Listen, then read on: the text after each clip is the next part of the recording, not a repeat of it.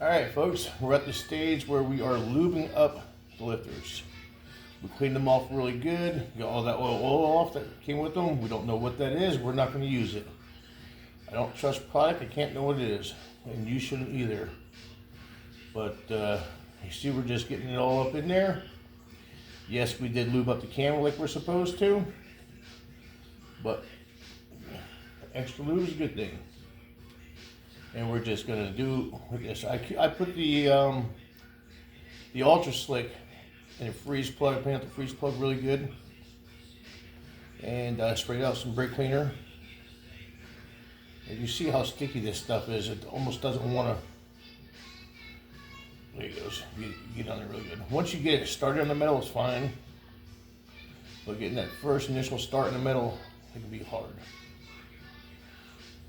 You just got to pay attention to what you're doing.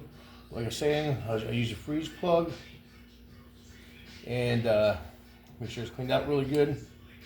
And I dip the lube in that. I squirt it in there. And I just keep getting it. Make sure I get that roller really, really good. That roller is really important. When we get this installed, we'll hold the gas pedal to the floor. That way it does not start. That way we can build oil pressure, and I'll do that a few times with it, and go from there. You don't want to do a dry start. So by holding the gas pedal to the floor of this particular vehicle, it doesn't allow it to start, and it lets me get oil pressure up. It also allows you to hear if something's going on. Just in case something does happen at startup, which we pray it never does, but anything is plausible.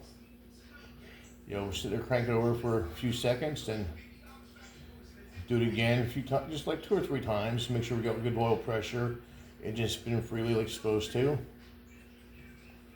I know some people that will do it the first initial without even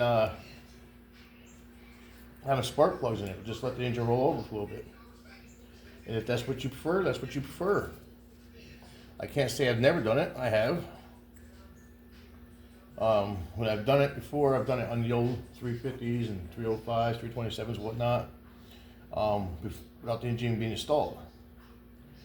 And now we're just going to go give the whole side thing a little coat here.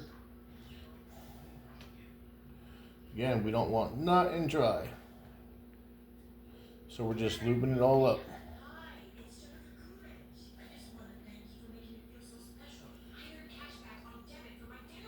And it'll sit there until we're done. Some people say that this stuff is not that thick and it runs. It's not running down that valve at all. But lube is really important. You gotta make sure you get it all lubed up. You do not want no metal to metal anywhere without lube being in between it.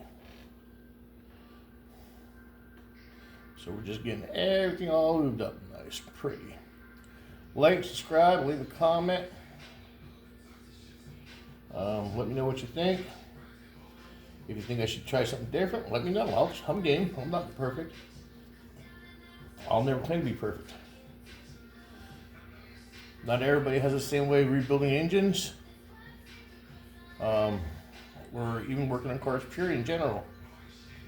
So I'm always up for discussion on different ways of doing things.